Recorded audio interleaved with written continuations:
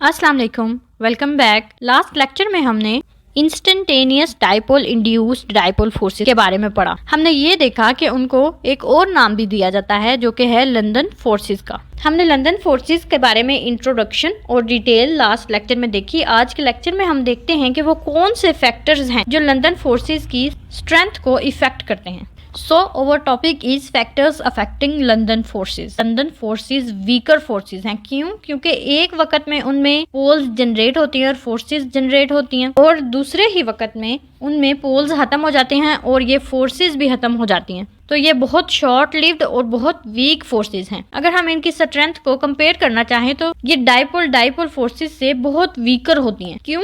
क्योंकि वो तो ऐसे मॉलिक्यूल्स में पाई जाती हैं जिनमें पहले ही पोल्स जनरेट हुए हुए हैं। जब पहले ही पोल्स बने हुए हैं और वो एक दूसरे के साथ स्ट्रांगली कनेक्टेड हैं, और यहाँ पर हमने खुद पोल्स बनाने हैं और खुद पोल बनाने के बाद उनके दरमियान फोर्सेस जनरेट होंगी, और ये पोल्स भी जो हैं वो टेम्पररी हैं, परमानेंट नहीं हैं। तो इसलिए ये फोर्सेस वीक होती हैं as compare to dipole forces. So let's discuss factors affecting London forces. तो जो सबसे पहला फैक्टर हम स्टडी करेंगे वो है साइज ऑफ इलेक्ट्रॉनिक क्लाउड। अगर हमें याद हो तो हमने ये पढ़ा है कि जो नॉन पोलर मॉलिक्यूल्स होंगे उनमें एटम कुछ इस शेप में प्रेजेंट होता है, दरमियान में न्यूक्लियस है और इर्द गिर्द शेल में इलेक्ट्रॉन्स गर्दिश कर रहे हैं। अब यहाँ से अगर हम समझने की कोशिश करें तो देखें, न्यूक्लियस के नजदीक जितने शेल्स होंगे उनको इजीली वो खींच सकता है, और जितना न्यूक्लियस से दूर चले जाएंगे न्यूक्लियस का इलेक्ट्रॉन्स को खींचना मुश्किल हो जाएगा। इसका मतलब है कि ये जो दूर शेल्स प्रेजेंट हैं इनको न्यूक्लियस को खींचने की पावर कम होती जाएगी और इनका आसानी से एक जगह पर इकट्ठा होना मुमकिन हो जाएगा। तो इजीली ये सारे एक साइड पे इकट्ठे हो जाएंगे और पोल जनरेट करवा लेंगे।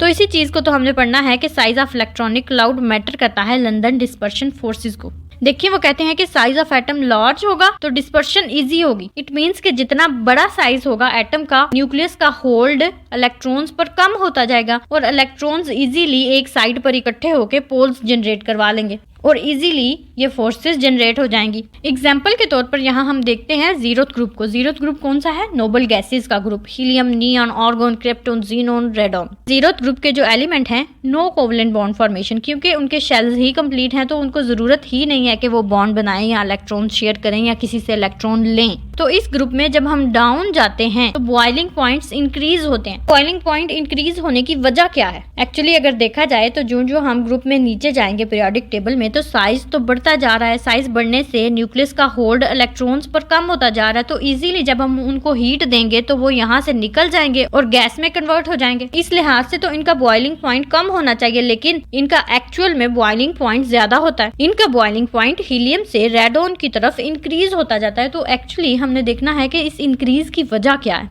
इस इंक्रीज की जो मेन रीजन है वो एक्चुअली लंदन फोर्सेस हैं। देखिए यहाँ पर कि बॉइलिंग पॉइंट इंक्रीज किन किन वजह से हो रहा है। Atomic number increases. जब हम डाउन द ग्रुप जाते हैं तो ये तो हमें पता है डाउन द ग्रुप जो एटॉमिक नंबर है वो इंक्रीज कर रहा है। साथ ही साथ हम ये भी जानते हैं कि जो नंबर ऑफ शेल्स हैं वो भी इंक्रीज हो रहे हैं। आउटर मोस्ट इलेक्ट्रॉन जो हैं वो न्यूक्लियस से दूर जाते जा रहे हैं। अब अगर इन रीजंस को हम देखें, थोड़ी सी हीट देने से उनको तो निकल जाना चाहिए, लेकिन यहाँ पर ऐसा नहीं है। जब न्यूक्लियस का होल्ड इलेक्ट्रॉन्स पर कम होता है तो वो सारे इलेक्ट्रॉन्स एक तरफ इकट्ठे होके उस मॉलिक्यूल्स में पोल जनरेट करवा देते हैं। उन पोल्स की वजह से एक मॉलिक्यूल में पोल जनरेट हुए, फिर दूसरे मॉलिक्यूल में पोल जनरेट हुए। तो ये जो पोल्स बने हैं ये पोल्स एक दूसरे को अट्रैक्ट करेंगे। अट्रैक्शन की वजह से इनमें फोर्सेस जनरेट हो जाएंगी और वो फोर्सेस हैं लंदन फोर्सेस। तो इन फोर्सेस की वजह से ही down the group boiling point increase होता है। Polarisability increases. पोलराइजेबिलिटी क्या होती है? एक्चुअली पोलराइजेबिलिटी वो एक क्वांटिटेटिव मेजर है। इलेक्ट्रॉनिक क्लाउड कैसे डिस्टॉर्ट होता है या पोलराइज होता है, यानी कि जो हमारे पास इलेक्ट्रॉन प्रेजेंट हैं किसी भी एटम के सेंटर में न्यूक्लियस है और ये सारे इलेक्ट्रॉन्स गर्दिश कर रहे हैं शेल्स में। सारे इलेक्ट्रॉन्स एक तरफ इकट्ठे होकर न्यूक्लियस को एक तरफ कर देंगे और इस शेप को डिस्टॉर्ट कर देंगे। तो ये एबिलिटी किसी भी इलेक्ट्रॉनिक क्लाउड की कि वो पोलराइज हो जाए या डिस्टॉर्ट हो जाए, इसको हम कहते हैं पोलराइजेबिलिटी। एक्चुअली ये टेम्पररी पोल्स बनेंगे।